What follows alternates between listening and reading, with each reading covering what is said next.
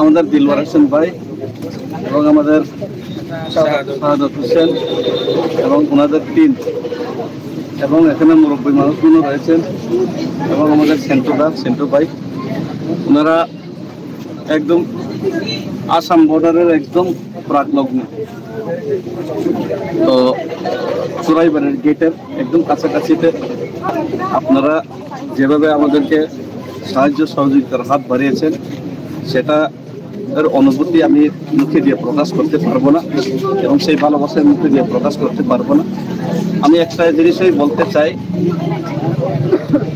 ত্রিপুরা রাজ্য মৈত্রী রাজ্য, ত্রিপুরা রাজ্য সেকুলারিজমের সবচেয়ে বড় যদি কোনো একটা উদাহরণ হয়ে থাকে সেটা হলো মহারাজা বিক্রম কিশোর মানিক্যের। সেটা আমি বিস্তারিত এখনো বলার প্রয়োজন নেই, আপনারা সকলেই জানেন।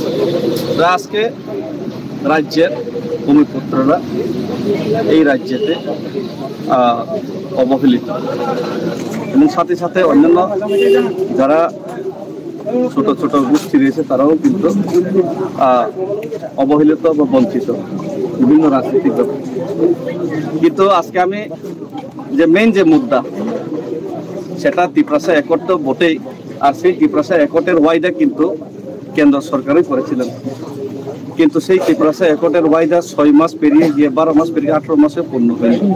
তাই ভারত সরকারকে সেই আওয়াজটা তাদের যদি শোনাই না দেয়, সেই ত্রিপুরা রাজ্যের আসল যদি ওনাদের দেখাই না দেয়, তাহলে সেটা দেখানোর এবং শোনানোর গণতান্ত্রিকভাবে মহাত্মা গান্ধীর পথ অনুসরণ করে ওনাদেরকে শোনানো আর দেখানো রাজ্যের যে দুঃখ দুর্দশা এবং ওনাদের যে ওয়াইদা সেটা ইয়াদ করানো আমার একজন ত্রিপুরাবাসী হিসেবে এবং ভারতবাসী হিসেবে সেটা আমাদের কর্তব্য এবং আমার কর্তব্য বলে মনে করি। এই কারণে এই পদযাত্রা। এবং আরেকটা জিনিস হলো ইলিগ্যাল মাইগ্রেশনের ইস্যু রাজ্যের বড় সমস্যা, উত্তর পূর্বাঞ্চলের বড় সমস্যা এবং সেটা ভারতবর্ষেরও বড় সমস্যা। ইলিগ্যাল মাইগ্রেন্ট এখানে যে ইলিগ্যাল সেই ইলিগ্যাল, সেখানে মানে কোনো বিশেষ একটা কমিউনিটির সেখানে যে ব্যবহার করে সেটা ঠিক না। Illegal migrant means illegal migrant, যে বিদেশি সে বিদেশি, আর যে বিদেশি সে যে কেউ হোক না কেন সে সবসময় দেশের জন্য রাজ্যের জন্য ক্ষতিকারক। তাই এই যে ইলিগ্যাল মাইগ্রেশনের যে সমস্যা, সেই সমস্যার সমাধানের নিরসনের কেন্দ্রীয় সরকারের যে উদ্যোগ সেটা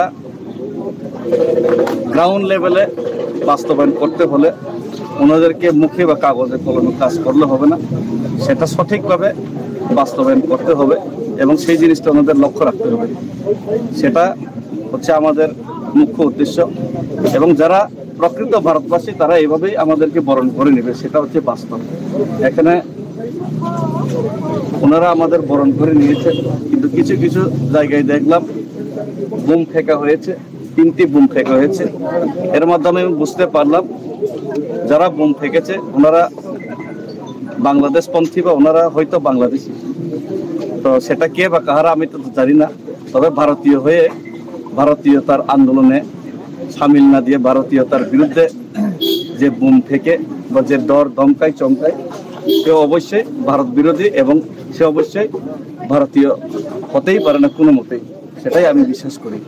এবং আমি আশা বিশ্বাস রাখি আগামী দিনে এই ত্রিপুরা রাজ্যের সমস্যার সমাধানের নিরসনে আমার যে এই যে পথ চলা, মহাত্মা গান্ধীর পথ চলা, সেই পথ চলা অবশ্যই কোনো না কোনো একটা ভালো বার্তা নিয়ে আসবে এবং রাজ্যের মধ্যে সমস্যার সমাধানের নিরসনের একটা পথ রাস্তা খুলে দেবে বলে আমি মনে করি। এর বেশি কিছুই বলতে চাই না এবং আমি আবারও অসংখ্য ধন্যবাদ এবং আপনাদেরকে আপনাদের যে ভালোবাসা সেটার অনুভূতি আমি আবারও প্রকাশ করতে পারছি না। সেটা আমি শুধু আসলে কীভাবে পরিশোধ করবো সেটা আমি বলতে পারছি না। সেটা অবশ্যই আমি একদিন আমি চেষ্টা করব, সময় আসছে। ধন্যবাদ।